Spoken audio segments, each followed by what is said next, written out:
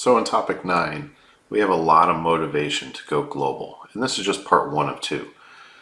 So we have resource chasers. So they want to get closer to their resource. So if you look at here, we have three foreign facilities in our home country network. So we have finished goods coming back to the home country, and we have information, capital, and technology that's going to these foreign facilities. So our motivation to chase the resources is to access low cost labor and materials, the resource, right? So some example companies are Intel and Nike. They do this. And the challenge here is there's a cost and performance trade-off. There's, let's say skilled workers might be one of the issues, or a particular material. So we have Alcoa, which does metals, most notably, I believe, aluminum. Then we have Intel, makes computer chips, central processing units for the computers. Then we have Nike, so there's clothing lines, shoes, all these different things. So managing cost and performance trade-offs. So we have our key point here. So our resource availability. That's one of the things, right? We're a resource chaser, so we're going to chase the available resources. We got to take a look at the costs and the quality. These things can vary a large amount around the world. For example, if you want diamonds, you probably want to be somewhere in Africa, perhaps. But if you want a certain type of mineral, well, you might have to find that around the world to see what is the best location for that. So as we evaluate our resources, we need to take a look at the total cost, because sometimes it's just not worth it because of the cost. So we have here the Global Manufacturing Cost Competitive Index. So when we look at this, the bars going up are manufacturing cost, and it's using the United States as 100. So, and then we have our volume of exports. So we have a large volume on the left, and going to the right, we have our least amount of volume. When we look at this, China's number 1. They're the largest manufacturing country in the world. So the cost of manufacturing is 96. So if you're spending $1 on manufacturing, you're only going to spend 96 cents in China compared to the United States. Now, if you look down, Germany's the next one. You have China and Germany, United States. So Germany, you're going to, instead of spending that $1, you're going to be spending $1.21 for the same manufacturing that you might get compared to the United States. But when you look at it, just looking at China and Germany, if you look at the different colors in there, you have the gray and white, a yellow, a blue, and then you have like a turquoise.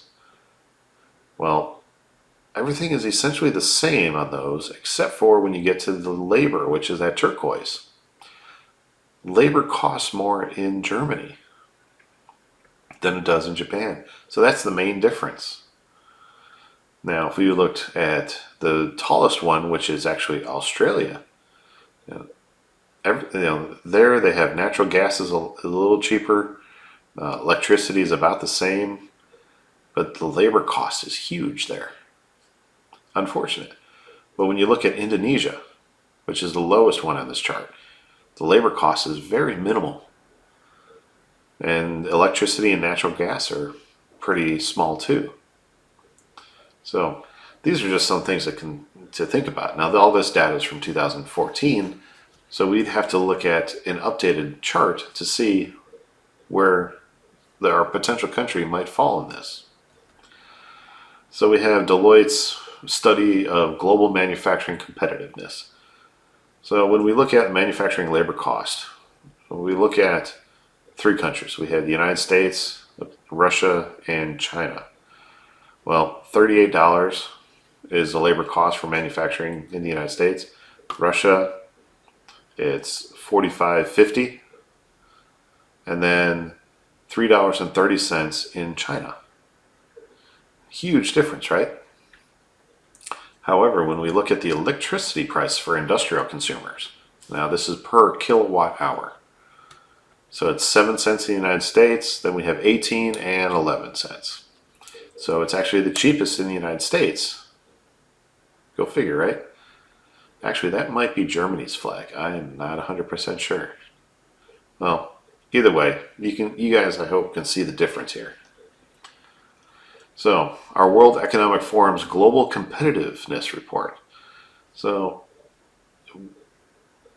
companies are learning that we need to get access to low-cost resources. And that is a game that has so many little details.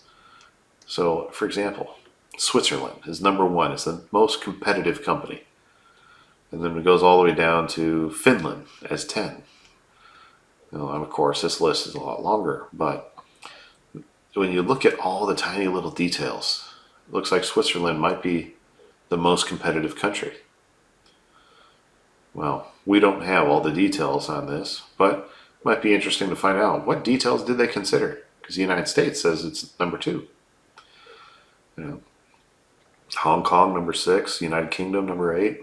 So that's a lot of countries on there, but there's some that you don't consider. Now, Hong Kong is not a country. It's actually part of China, but we have the Netherlands, we have Singapore. So what we can do here is just realize that we have a lot to consider when we're trying to find a place to do our manufacturing, right? So take a moment, kind of consider all this, and we'll move on to part 2 next.